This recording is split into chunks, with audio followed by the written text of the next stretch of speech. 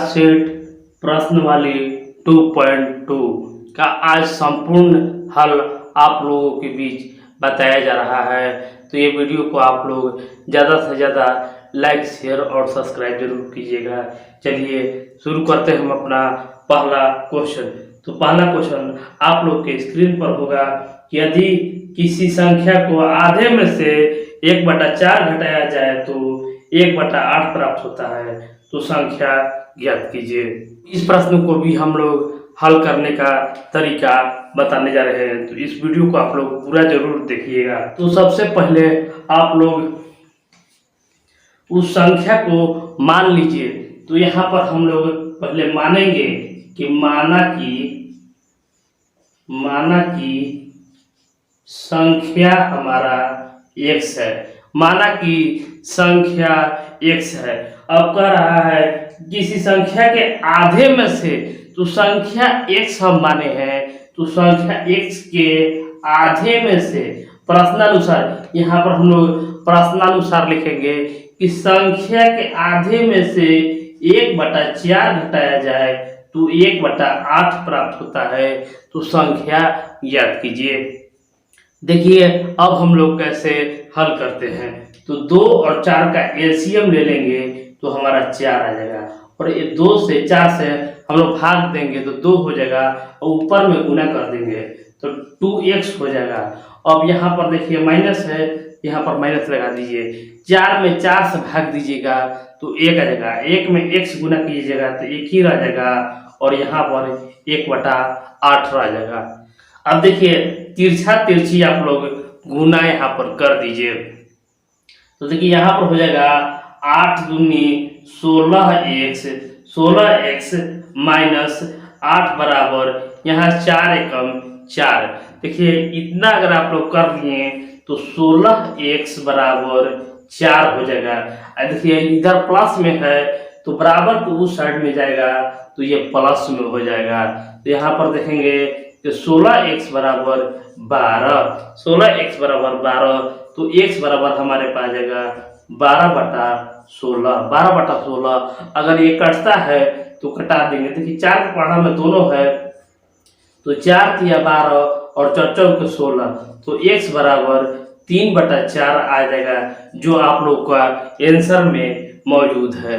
तो इस तरीका से इस प्रश्न को आप लोग हल करना सीख गए हैं। तो दूसरा प्रश्न आ रहा है आप लोग के बीच। दूसरा प्रश्न, यदि किसी आयत की लंबाई और चौड़ाई का अंतर 5 मीटर हो और परिमिति 110 मीटर है तो लंबाई और चौड़ाई ज्ञात कीजिए। चलिए इसका हम लोग संपूर्ण बना के सिखाएंगे कि कैसे इसको बनाना है। तो सबसे पहले हम इसको मानेंगे। तो माना कि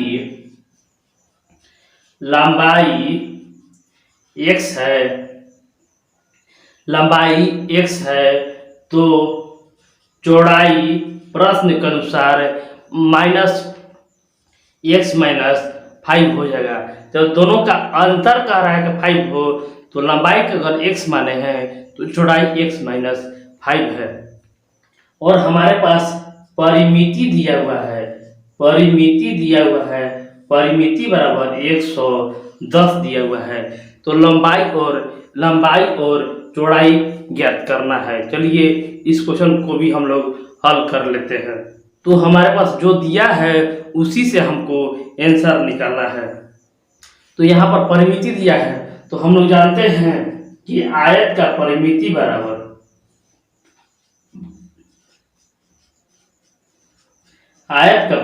बराबर होता है 2 × L + B। 2 × L + B। L means होता है लंबाई और B मीन्स होता है चौड़ाई। तो परिमिति बराबर हमारे पास 110 दिया हुआ है। 110 बराबर 2 × L हमने माना है x, और चौड़ाई को माना है x - 5, यही हमने माना है। तो देखिए 2 से ये कट गया 55 बार में, तो अब 55 बराबर, देखिए 55 बराबर x यहाँ पर जोड़ देंगे तो 2x - 5 हो गया। 2x - 5 हो गया। तो अब देखिए 2x बराबर 55, 2x बराबर 55। अब बराबर को उस साइड ले जाइएगा तो प्लस हो जाएगा, प्लस हो गया। अब यहाँ पर 2x बराबर 60 हो गया, 2x बराबर 60 हो गया, तो x बराबर हमारे पास 30 आ गया। और x यही 30 हमने माना है लंबाई को, लंबाई को हमने माना है x, वो 30 आया। देखिए यहाँ पर देख सकते हैं x बराबर 30 आया, लंबाई 30 आया। तो हम लोग चौड़ाई अब निकाल सकते हैं, चौड़ाई निकाल सकते हैं कि x माइनस 5, तो x बराबर हमारे पास 30 आया, तो इसमें से 5 घटा देंगे तो हमारे पास 25 आ जाएगा।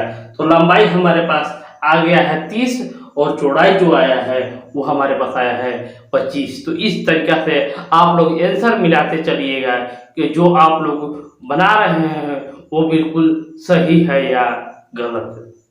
तो अगला क्वेश्चन है कि यदि किसी चीनी के मूल्य में 25% की वृद्धि होने पर 1 केजी चीनी का मूल्य 32 रुपये हो जाता है, तो प्रारंभ में चीनी का प्रति केजी मूल्य क्या था।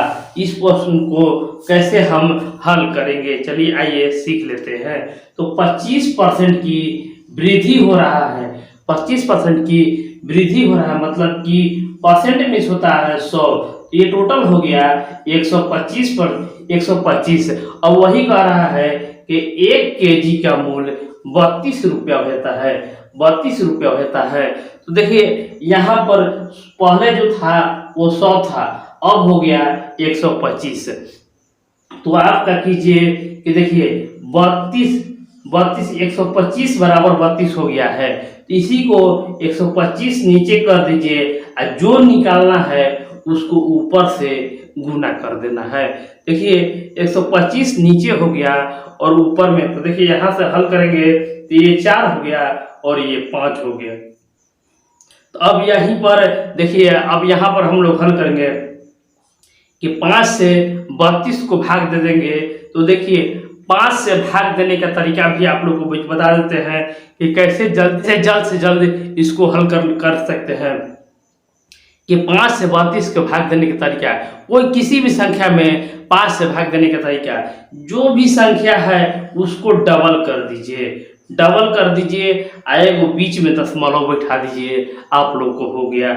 ऊपर में 4 से गुना कर दीजिएगा। देखिए 4 के 16, 4 को 16 हासिल 1 24 1 25, 25 रुपया 60 पैसा, 25 रुपया 60 पैसा प्रारंभिक मूल्य जो आया, चीनी का मूल्य जो प्रारंभिक मूल्य है 25 रुपया 60 पैसा है।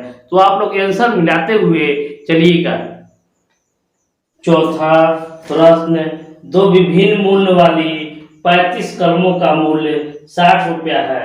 यदि एक सस्ती कलम का मूल्य 1.5 रुपया है और एक महंगी कलम का मूल्य 2 रुपया है, तो कितनी महंगी कलमें खरीदी गई।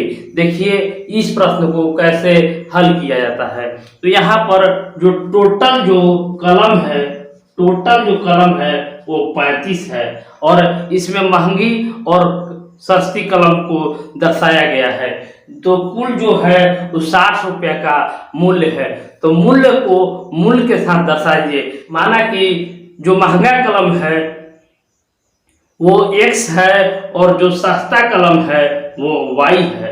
तो जो टोटल जो संख्या दिया हुआ है, तो देखिए जो संख्या दिया हुआ है उसको हम लोग ये हमने माना है, इसलिए इसको संख्या में दर्शा दिए। ये हमारा समीकरण 1 हो गया। और जो मूल्य दिया हुआ है, यहाँ पर मूल्य दिया है कि सस्ता कलम का मूल्य जो है 1.5 रुपया है, तो सस्ता का हमने माना है y, तो यहाँ पर हम लोग 1.5 y कर देंगे, 1.5 y कर देंगे। और जो महंगा है उसको हम लोग 2y से 2x से दर्शा देंगे, क्योंकि महंगा को हम लोग x माने हैं और जो सस्ता है उसको y माने हैं। और टोटल जो ये है 60 रुपये। यही आप लोग को समीकरण बनाने आना चाहिए, आप लोग का आंसर आ जाएगा। तो देखिए कोई एक को बराबर आप लोग कर लीजिए। तो देखिए ये हमको आसानी पड़ेगा बराबर करने में, तो ऊपर में हम सिर्फ 2 से हम लोग गुना कर देंगे तो हमारा बराबर हो जाएगा। देखिए यहाँ पर हमने करके हम लोग देख लेते हैं। तो 2x प्लस यहाँ से 2y 35 दूनी 70। और देखिए दूसरा जो है वो ज्यों करते हो हम लोग उतार लेंगे। ज्यों करते हो हम लोग उतार लेंगे। तो देखिए 2x से 2x खत्म हो गया और देखिए 2y से 1.5 हम लोग घटाएंगे तो 0.5y बचेगा। यहाँ पर 10 बच जाएगा। तो यहाँ पर हम लोग देखेंगे कि y बराबर हम लोग देखेंगे तो 10 बटा 0.5 मतलब कि आधा, 0.5 मतलब कि 1/2। तो 1/2 को हम लोग गुना करेंगे तो ऊपर में नीचे 1 रह जाएगा और ऊपर 2 चल जाएगा। तो y बराबर हमारे पास आ गया 20।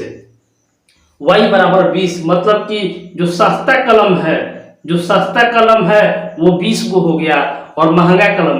तो हम लोग समीकरण एक में देखिए समीकरण 1 यहाँ पर है। तो 1 में y का मान रखने पर तो आप लोग y का मान रख दीजिए। तो x प्लस y का मान 20 है बराबर 35 हो गया। तो यहाँ पर अगर हल कीजिएगा तो x बराबर 35 माइनस 20 कीजिएगा तो 15 आ जाएगा। तो महंगा कलम कह रहा है, महंगा कलम हो गया 15 खरीदा गया और सस्ता कहता तो सस्ता जो है वो 20 खरीदा गया। टोटल देखिए यहीं पर टोटल जो जोड़ा गया वो 35 हुए। तो टोटल यहाँ पर कहा गया था कि जो टोटल कलम खरीदा गया था वो 35 खरीदा गया। तो उसी तरह महंगा और सस्ता हम लोगों ने निकाल लिया है। तो इसी तरह बढ़ेंगे अपने अगले प्रश्न पर। अगला प्रश्न है कि किसी त्रिभुज के तीनों कोण 2:3:5 में है तो तीनों कोण ज्ञात कीजिए। देखिए इस प्रश्न को हम लोग कैसे हल करेंगे। माना कि एक कोण है और ये दिया है 2, 3 और 5 के अनुपात में दिया है। तो हम लोग जानते हैं कि त्रिभुज के तीनों कोणों का मान जो होता है ये 180 डिग्री होता है। अगर नहीं जानते होंगे तो ये आप लोग याद कर लीजिएगा। तो यहाँ पर अनुपात में दिया है तो यहाँ पर लिख लेंगे कि 2x + 3x + 5x सभी का योग जो है 180 है। 180 है तो यहाँ पर हम जोड़ेंगे तो 2, 3, 5 और 5 10 तो 10x बराबर 180। तो x बराबर 180/10 तो x बराबर जो आ गया 18। अब हमारे पास जो पहला का मान है, पहला कोण जो हुआ वो 2x है। तो 18 गुने 2 करेंगे तो 36 डिग्री आ जाएगा। और दूसरा कोण देखेंगे हम लोग, तो 3x है। तो 18 गुने 3 तो 18 तिया 54 हो गया। और तीसरा देखेंगे तो तीसरा 5x है। तो 18 गुने 5 करेंगे तो 90। तो पहला का मान आ गया, तीसरा का हो गया 90। तो पहला का 36, दूसरा का 54 और तीसरा 90 और तीनों जोड़ेंगे हम लोग तो 180 डिग्री मान आ गया। जो त्रिभुज ABC का मान आ गया 180 डिग्री।